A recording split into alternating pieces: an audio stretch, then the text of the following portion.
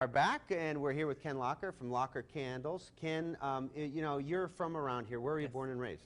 I was born in Phillipsburg, but raised in the Roaring Spring. Okay. So I'm on the cove. You're still a local guy. Yes, I am. And you know, you've had a job, just a normal job, as it were, yeah. and you decided 3 years ago, I'm going to make a go at candles. It's supposed to be a part-time, on-the-side thing. Yeah.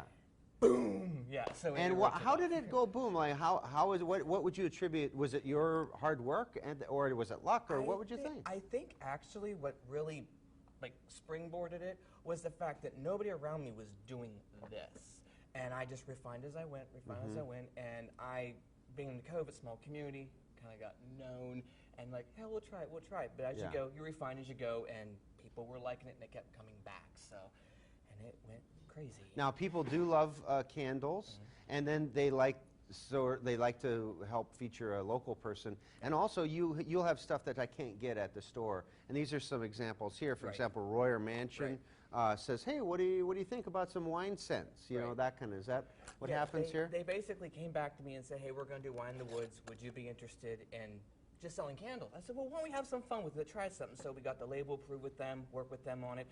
Got 3 wine scents, got Merlot, White Zinfandel, and Tuscany, and that's just something different. And then we expanded to little cubes, like the box, so it'll kind of light from within a little bit. Something different, just trying things out. So I mean, it doesn't. And I was wondering about for gifts.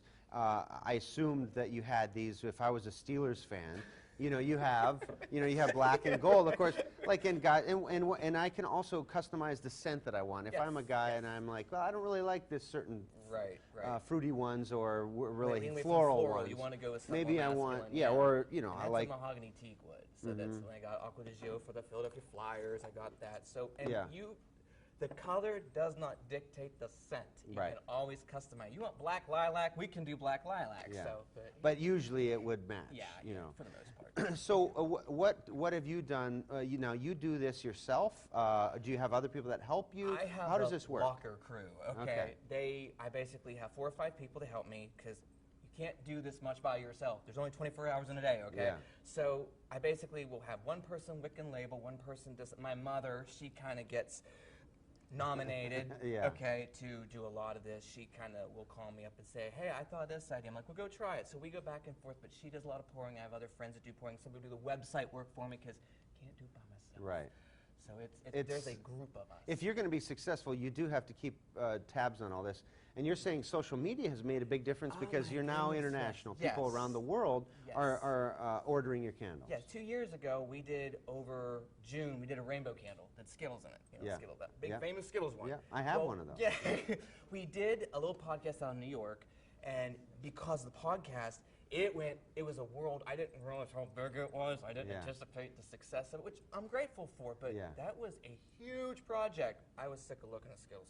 But we did that, but because those customers were coming back, and that's what pushed me out there. So I was grateful for the opportunity because it got me where I am now. So. Yeah. And so do you think that you could just solely go over to Locher Candles potentially as a business just by itself? Oh, heck yeah. I want to get where I'm a philanthropist. I want to give people the jobs so we can build something on it. Because I know we're getting there, but it's never a straight line. You know, there's a lot of steps to climb and whatnot. But hey, I'm all for it. What do you think the biggest lesson is that you've learned so far?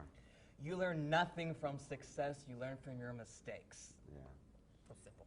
And that's not just in business, too, and you can apply that to your it's universal. life. It's like, I mean, it's great to go do these really cool things and whatnot, and, you know, have that, oh, I got that on my resume. But when it comes down to it, that's just like a thrill more so. When you're pouring and you're making mistakes here, you gotta. That's where the lessons are learned. Growth is certainly going to come out of that. The pain of failure forces you to grow, and so you don't want that happening again, right? Yeah, right. Yeah. So, but that's how you learn with it, or you get new opportunities such as this, or trying something, or a wedding order that comes in, and you learn to work with the customer, and you polish up your people skills a little bit. Yeah. But it all comes with. It's just basic business practice, but. I'm in wax, so that's where that stems from. Very cool. Ken Locher, I'm going to see if we have time to bring Ken back later in the show to talk about business success. But until then, we've got to head to a break, and we'll be back after a little bit. Thanks, Ken.